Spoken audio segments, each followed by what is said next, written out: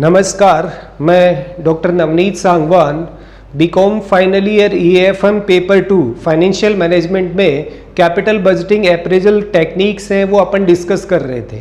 उसमें urgency method, फिर उसके बाद में पे back period, even cash inflows के केस में और अनइवन कैश इनफ्लोज के केस में।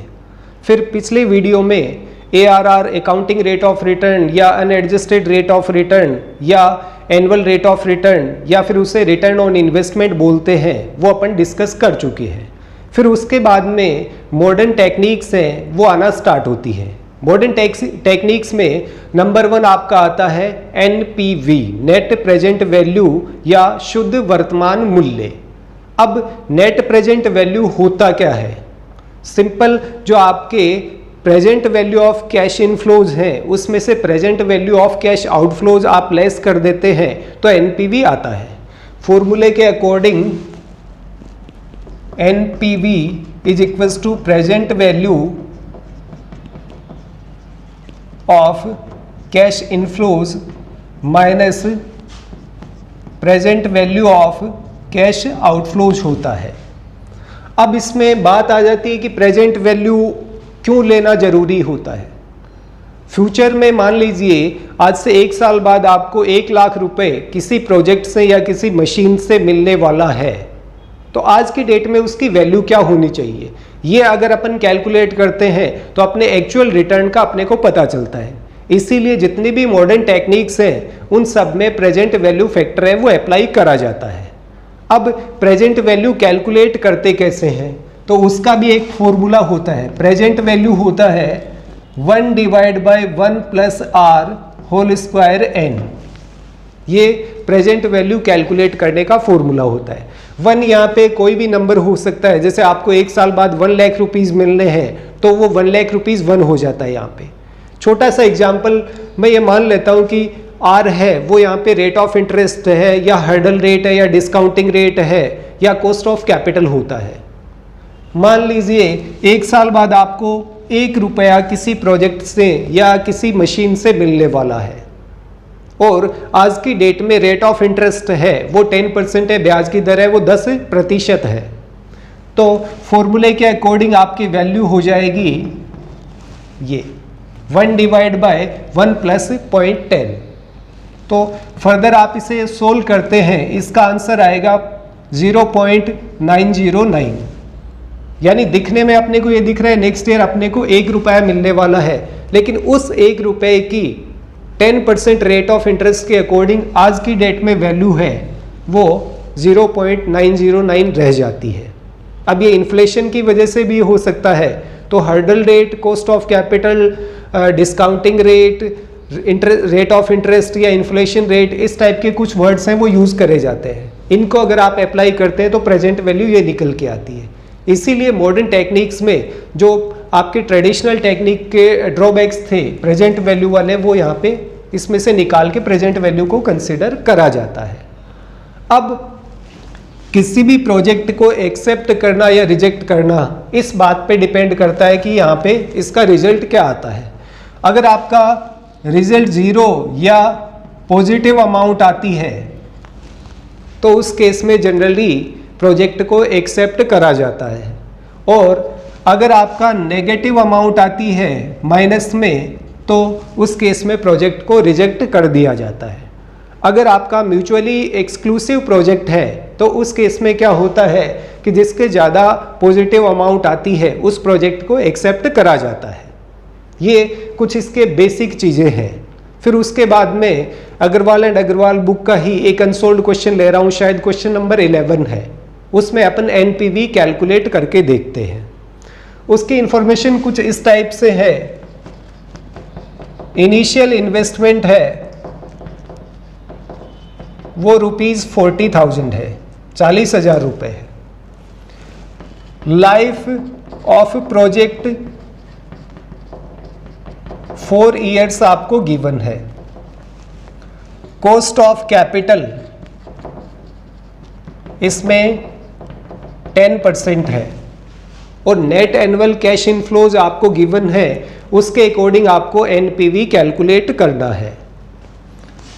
तो हेडिंग आएगा calculation of net present value. जैसा ARR में करते थे वैसे ही इसमें टेबुलर फॉर्म में बनाएंगे। फर्स्ट कॉलम है वो ईयर का आता है और इसमें लाइफ है वो 4 इयर्स की दे रखी है, तो 1 2 3 4। अब एक नई चीज जो इस NPV में आती है कि जैसे 4 ईयर है, मान लीजिए इसी प्रोजेक्ट या इसी मशीन या इसी एसेट में स्क्रैप वैल्यू होता तो वो आपके फाइनल ईयर के नेट कैश इनफ्लो में उसको ऐड करा जाता है, यानी 4th ईयर में ऐड होता वो। और वर्किंग कैपिटल अगर रिलीज्ड बैक है, वापस से मिल रही है, तो वो भी 4th ईयर में ऐड करी जाती है। बाय द वे आप इसमें बार बार भूल रहे हैं, तो जैसे स्क्रैप आ गया, आप 4th ईयर वापस से लिख लिया, वर्किंग कैपिटल आ गई 4th ईयर, आप वापस से उसमें लिख लोगे। 4 इसलिए लिखा जाता है कि अगर आपने 5 और 6 लिख दिया तो प्रेजेंट वैल्यू फैक्टर है वो 5th और 6th ईयर का अप्लाई हो जाएगा, इसलिए बार बार इसमें 4 4 या प्रोजेक्ट की लाइफ 5 है तो 5 ईयर इस टाइप से लिखा जाता है। हालांकि अपने इस क्वेश्चन में ना तो स्क्रैप वैल्यू है ना ही वर्किंग कैपिटल रिलीज्ड बैक है, तो अपन यहाँ पे इसको कंसिडर नहीं करेंगे। फर्दर फ्यूचर में क्वेश्चन आएंगे तब अपन सोल्व करके देखेंगे। इसमें नेट कैश इनफ्लोज अपने को गिवन है ईयर वाइज। फर्स्ट ईयर है उसमें 20,000 रुपीज़, सेकेंड ईयर में 15,000 रुपीज़, थर्ड ईयर में 25,000 रुपीज़ एंड फोर्थ ईयर में 10,000 रुपीज़ अपने को गिवन है। फिर इसमें आता है PV फैक्टर।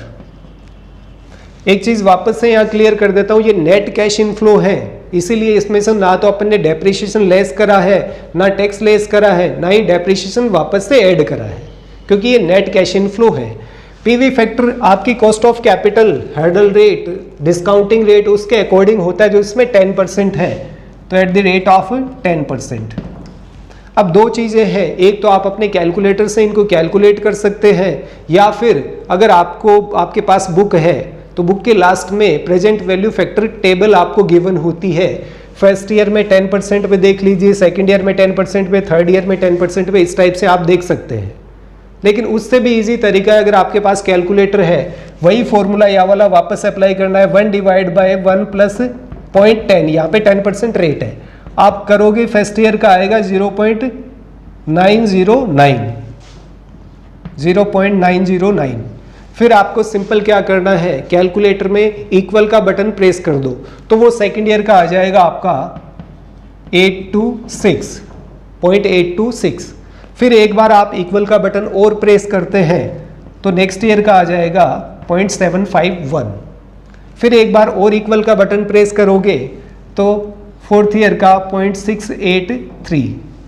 कुछ इस टाइप से कैलकुलेट होते रहते हैं, यानी आप जितनी बार बटन प्रेस करेंगे नेक्स्ट ईयर का PV फैक्टर है वो कैलकुलेट हो जाता है। फिर अपने को present value of cash inflows है वो कैलकुलेट करनी है। वो कैसे होगी, नेट कैश इनफ्लोज को PV फैक्टर से मल्टीप्लाई करना है, यानी 20,000 को 0.909 से मल्टीप्लाई करोगे तो आंसर आएगा 18180। फिर उसके बाद में 15,000 को 0.826 से मल्टीप्लाई करना है, उस केस में आंसर आएगा 12,390। फिर 25 को 0.751 से मल्टीप्लाई करना है तो उसका आंसर आता है 18,775। और लास्ट में 10,000 को 0.683 से मल्टीप्लाई करेंगे तो 6,830 इसका आंसर आता है। फिर इन सब का टोटल कर लेना है आपको, और जो टोटल आता है उसे present value of cash inflows बोला जाता है, और इसका टोटल आता है 56,175।